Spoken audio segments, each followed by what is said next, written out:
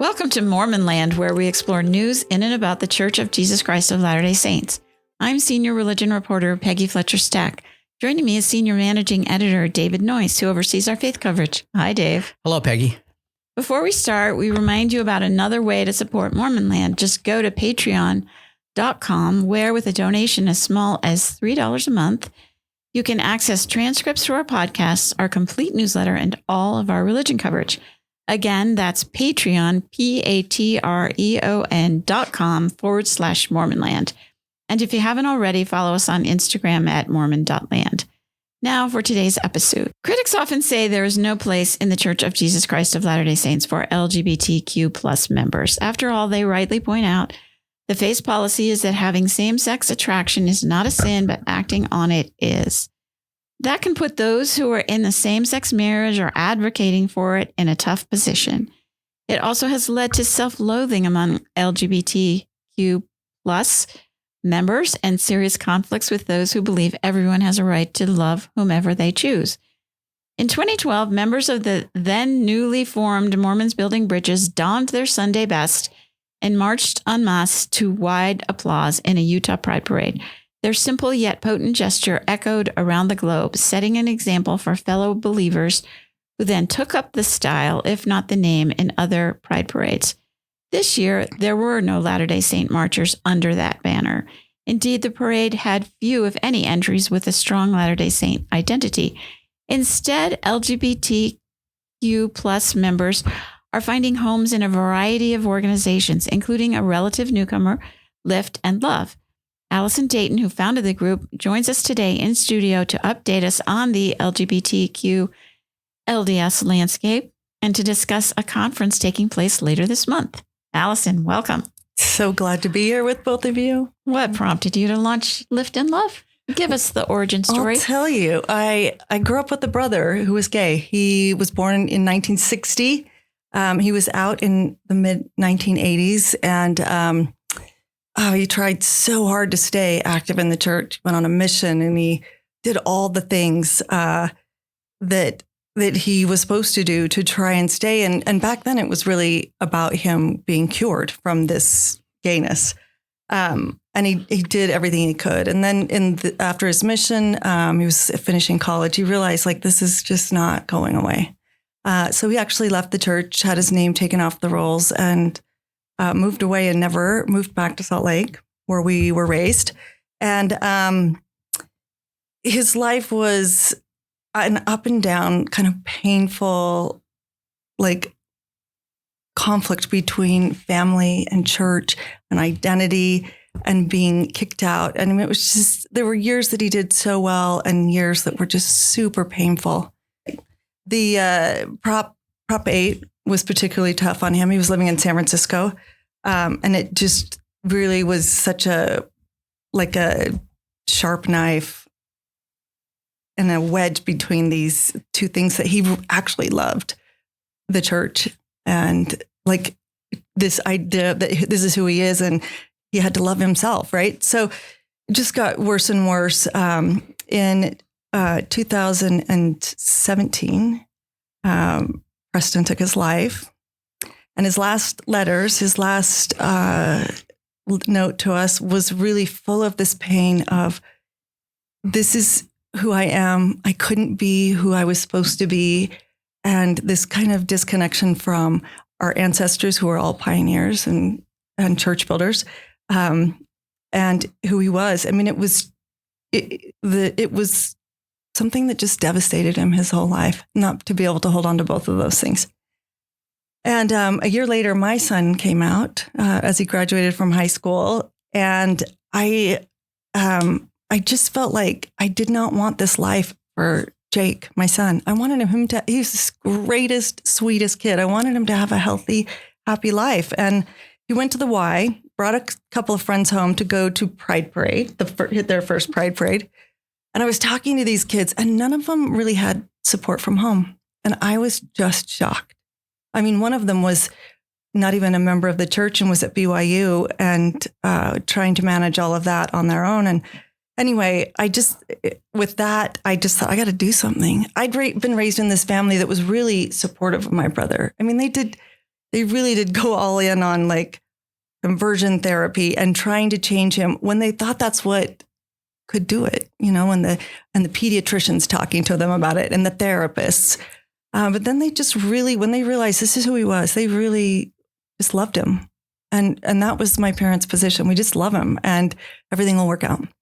So I started Lift in Love as kind of this inspirational Instagram thing. I was not really very thoughtful about it. And then what year was that? It was 2019. So a year after Jake had come out. And then people started flocking to us. And I realized there was a need for parents to talk, moms particularly, to talk through raising these kids. So that's Lift in Love. And what I found was very different than what I had been raised in and what I'd seen in the culture around us. These moms and parents were not trying to fix their kids. They were not trying to get rid of them. They were trying to manage the same conflict of being in the church, loving this child and trying to protect and do the best for this child. So that's sort of what we started with. There is Mama Dragons. Mm-hmm. How would that be different than Lift in Love? I think Mama Dragons does an amazing job. Lift in Love, my goal is to stay squarely in the middle of the church. And it's not an easy space. It's really a hard space. And there are a lot of parents that leave Lift in Love because they can no longer, and LGBTQ individuals, which we now have a big force of, because it can't stay.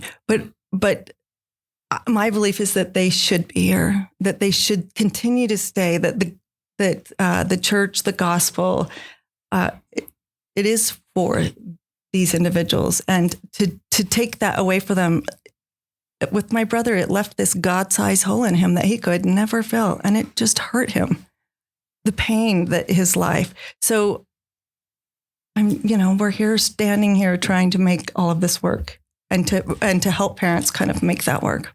So in a nutshell, what would you say is the mission and purpose of Lift in Love? It's to support individuals and LGBTQ individuals and their families in the Church of Jesus Christ of Latter-day Saints, for those who want to stay, to help them to work through that tension. They've got to do their own, they've got to kind of lean into their own inspiration and what they know about the church. And we really help them be confident to do that. Let's stay, Allison, along the spectrum of different groups, support groups that are within the church. How does, and you have explained what the mission and purpose is. How's it different from, say, Affirmation on one end or North Star Saints on the other? Yeah. So I have tried really hard not to be prescriptive.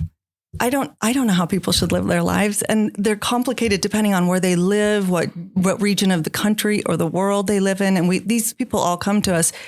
I'm not big on telling people how to live their life. I think if they want to stay connected to God in this native tongue of Mormonism, which is really, I think, it's hard to parse it from the way we grew up, what we know, what we understand, this life after, family relationships.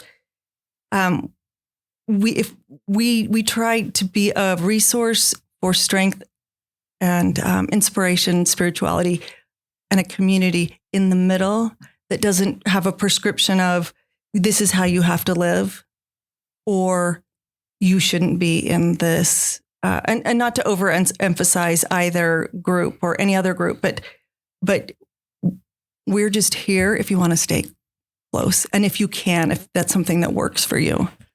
I mean, just to be clear, so our listeners would know, is your group's goal to change the church's stance on same-sex relationships? That's not really in our mission. Mm-hmm. I think that would probably be a fool's errand. It is.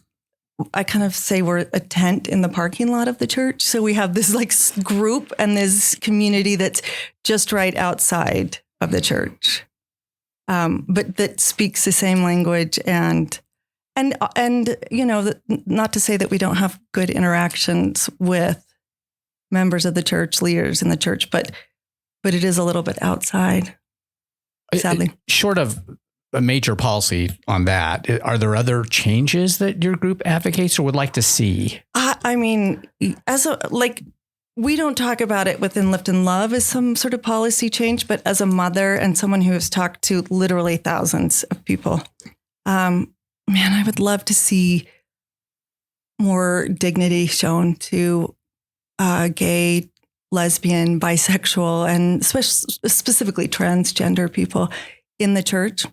I'd love to see my son, if he marries a man, I'd love him to be able to come to church as a married person who wants to be faithful if he does, to be able to sit in the pews, to have a calling, to be loved, to be part of the whole program. I think I would love to see that and conversations that support and allow him to have that dignity and that connection to the Savior through the church in ways that we don't have kind of broadly right now.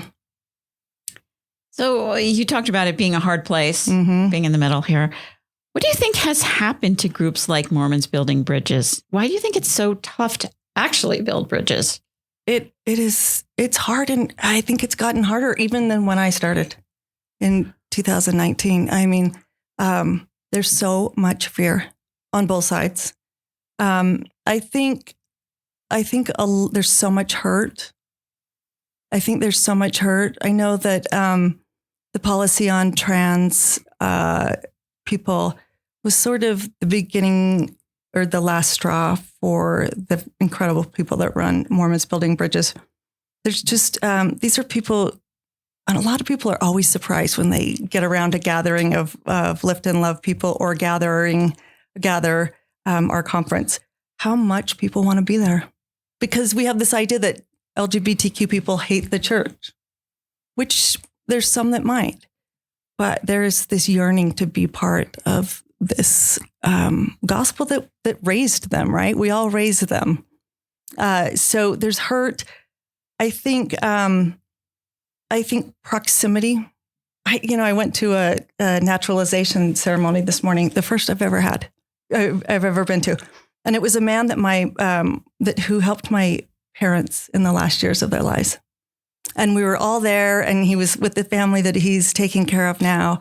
And it's such a cool experience. Like so many people, 36 countries in this one naturalization thing. And there's people there that are dressed very differently. They come from very different cultures, religions. And there was like this beautiful moment, especially with what's going on in the world right now, right? And especially in our country.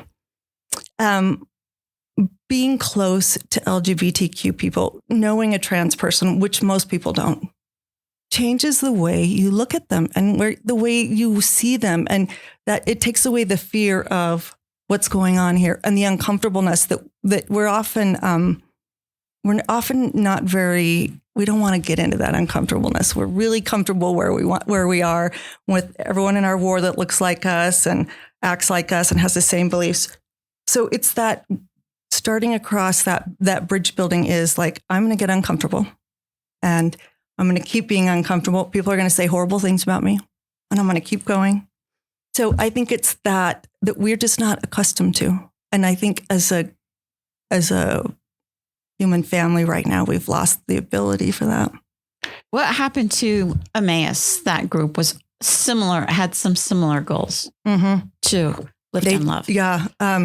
And Emmaus' focus was really like working with leaders. That was their real main focus, and helping local leaders make really safe places for people. And again, the trans policy took out one of their ardent members. She couldn't do it anymore. And I think when they actually called and asked if we would pick up the torch for them. And many of the members of Emmaus were working with Lift and Love on the Gather conference. But again, there's such personal loss when you feel not part of this community that raised you up. And I think they just kept losing people. It's heartbreaking because they were doing really good work. Mormon Land will be right back. You mentioned the church's transgender policy that came out, made a lot of headlines, drew some controversy. And we've seen some other signs of retrenchment at BYU. Mm-hmm. And obviously there's emerging tensions with Trump era policies, especially for transgender individuals. Sometimes seems like from afar that LGBTQ plus groups and individuals and allies are sort of on the defensive again. Mm-hmm. Or do you sense that within individuals, groups, and allies in the church on that landscape? Well, absolutely. I mean, I just, when we were young, we didn't get, like, if somebody said something was happening in the news, we really had to go find it, right? Our parents had to have bronchitis on the news, and it was all very civil. Our kids get a near constant barrage of telling them that they are disgusting, hated, weird. They shouldn't be in the country. They shouldn't be, like, I cannot imagine growing up today with that kind of barrage of hate. And it just comes on their phone. Like they cannot get away from it. And my feeling is that the church should be a sanctuary from that. Like, we should be a place where we come and say, no, you are super important. You're important to me. You're important to this community, and you're an important person to God. Like, shut out the world, come here. But we haven't figured that out yet. We haven't figured out how to do that yet. And it's such a great loss, because where do these people turn? Where do these kids turn? Where do I, as a parent who has, this child and a brother, like, I feel it so acutely. I cannot imagine if it was landing on me directly, how I would be raised, how I could raise myself up as, competent and healthy.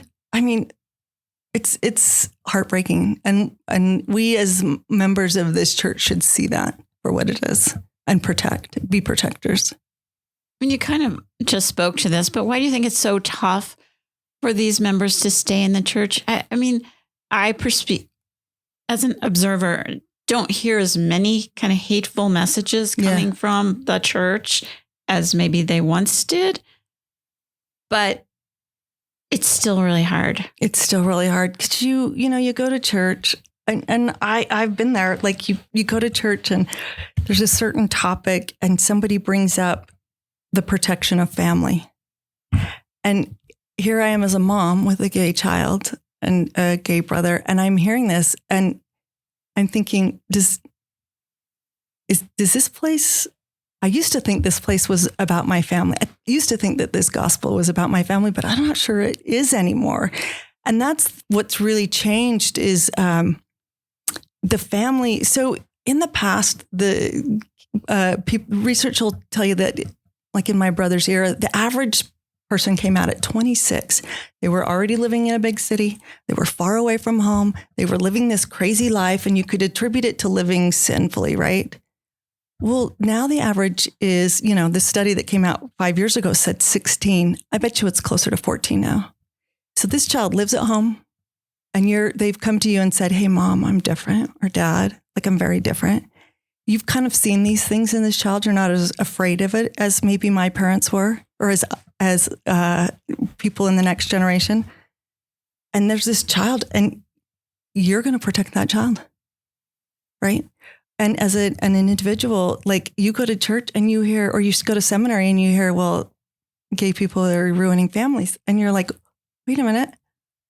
I didn't do that. I'm not doing that. Like, those messages that we almost don't even realize we're saying as a whole are so harmful to people, and to agree with them in a way that to stay, I think it just absolutely guts people. Like, I'm horrible. There's something wrong with me. I can't be redeemed until the next life. Like, I can't have a family. Like, imagine having to reconcile that in yourself. Like, it's so hard. And I just think it's like a slow, painful death of, I can't show up again and hear that about myself and be healthy.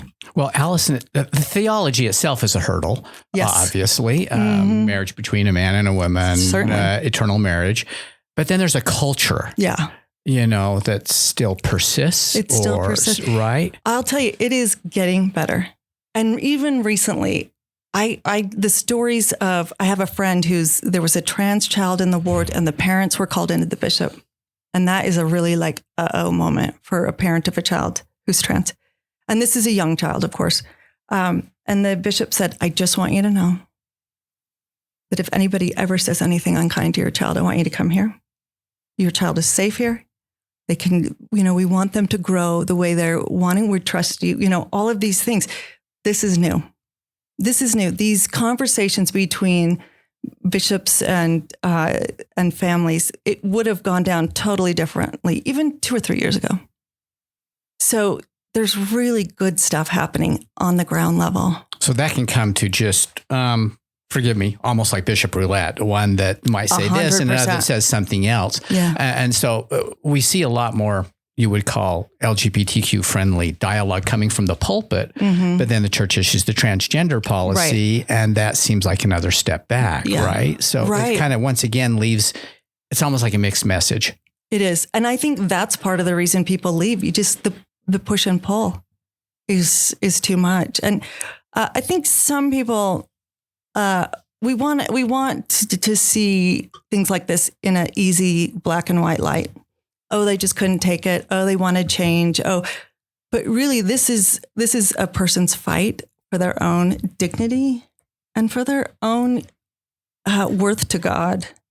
And that is a fight that we all have to do, that we do daily, right? Often. But if people telling you, no, you don't matter to God like the rest of us, or the way you are is completely against God's laws, like that's just almost an unwinnable fight daily. So you've noted some positive changes. Other positive changes you've seen in the church that you would like to point to? We haven't, overall, I think it's not been talked about at all, which in some cases is better because when it's spoken of at conference, it's such a hard hit.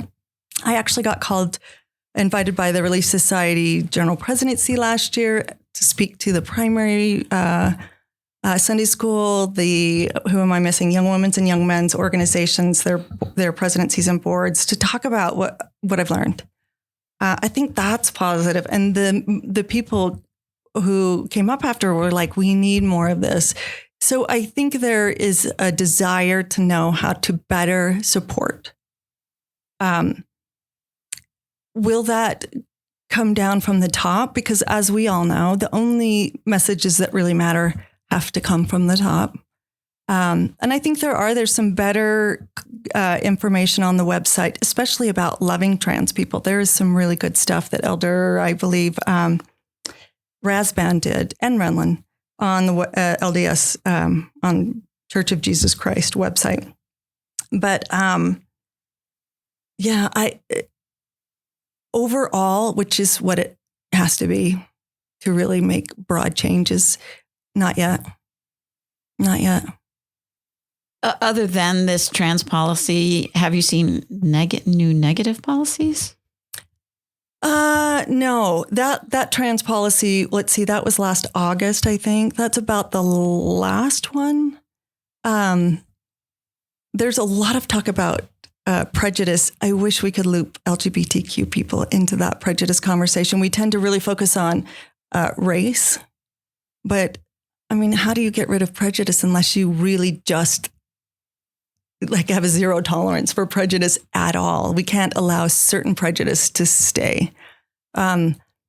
So yeah, I would love to see that looped in, but it hasn't been quite yet. I actually think we did better when we were working on the Utah compromise. There was much better conversation, positive conversation. And, maybe all the stuff that's going on nationally will bring that up. And it's going on worldwide. Millennials, if you look at a Gallup poll, I think it's Gallup, not Pew, but Gallup says that 23% of millennials and Zs identify somewhere not straight, not totally one gender or the other, which is scary for people.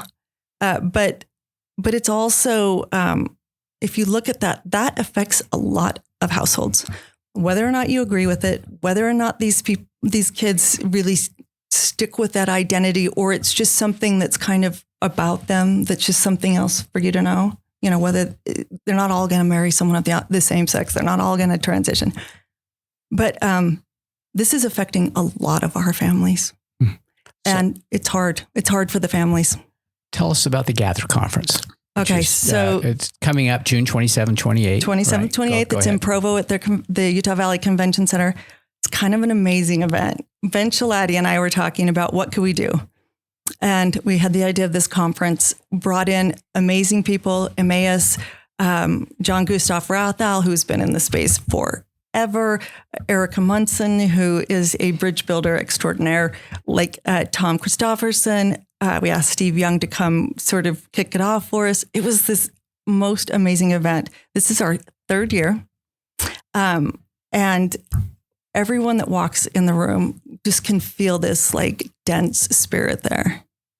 People that have not stepped foot in a church for decades. People who have, who are going, actually about almost 80% of the people say that come together, say that they are full members of the church, active members. It's the largest event of its kind, actually, in the world, of LDS saints coming together for this. This year we have, I'm really excited because we are honoring Carolyn Pearson, who's a legend. And it was cute. One of the boys on our committee is like 26, and he had to look her up. And I was like, oh, I'm so glad we're honoring her. We need to remind people. Now I feel really old. Right. I know, it kills me to hear stuff like that. Yeah. Because I grew up with talks of, books, Carolyn's books on my mom's desk, her talks in our meetings, her words. But she wrote, I think, one of the very first books, and it was about being married to a gay man. And when I was graduated high school in 1987, I went and lived with my brother in DC, and he gave me Carolyn's book, which he had written the year earlier. And it was about, they had divorced. They could no longer live together as a married couple. And then he got AIDS and came home, and she took care of him. And it's this beautiful book. And that was other than my family, who didn't really talk about LGBTQ or my brother being gay that much, that was my first introduction. She was my first teacher. So we're honoring Carolyn. We have Jennifer Finlayson Fife coming. Let's see who else we've got. Fantastic guests. I hate to miss anybody. We've got, of course, Tom Christofferson, Ben Shalati, Charlie Bird, who everyone knows as Cosmo. And then Elder Stephen Snow will be offering the opening prayer, which is really, I think, significant and important. And we're so grateful to him for this, because he has a love for his granddaughters who are gay. And then he's going to meet with the parent breakout and talk to them, give a question and answer, which I think people will love. But this impacts everybody. Area 70s, we have an Area 70 that's very supportive of us. Many, I've talked to all layers. We've got an apostle who's got a child, at least one. This is something that we have to solve in this church. We have to solve this. This is about family. And so it's something that we have to stop ignoring. So how do you think these conferences in the long term, how do they affect attendees, and will this bubble up to the church itself, you think? I mean, I hope so. We're not trying to be the church for anybody. I think the conference reminds people about what's important and the good parts of the gospel. We focus on what's important for them. I would love for this to be just kind of, like I said, it's a big tent, but it's in the parking lot. And I think we are going to need people in the building to come out and not keep the tent going, but pull everyone back into the pews, teach them, remind them that they're loved, and just have bigger, better conversations. I was reading the last chapter of Moroni, the end page of the Book of Mormon. And the two things that are really important there, Moroni's like, hey, and I have just one more thing to say, talks about all the gifts are needed. And the other thing is expanding the tent, strengthening the cables, pulling open the doors and expanding the tent. And I think that's what Gather's about. We're just gathering. We're gathering people. We're gathering saints that feel like they don't fit. And there's a place for everyone. We've got breakouts for leaders, parents. We've got an entire program for youth. For trans people, we have a Trans 101 because I know some people are curious. Most people say to me, I just don't get it. I don't get the gender thing, is what I hear all the time.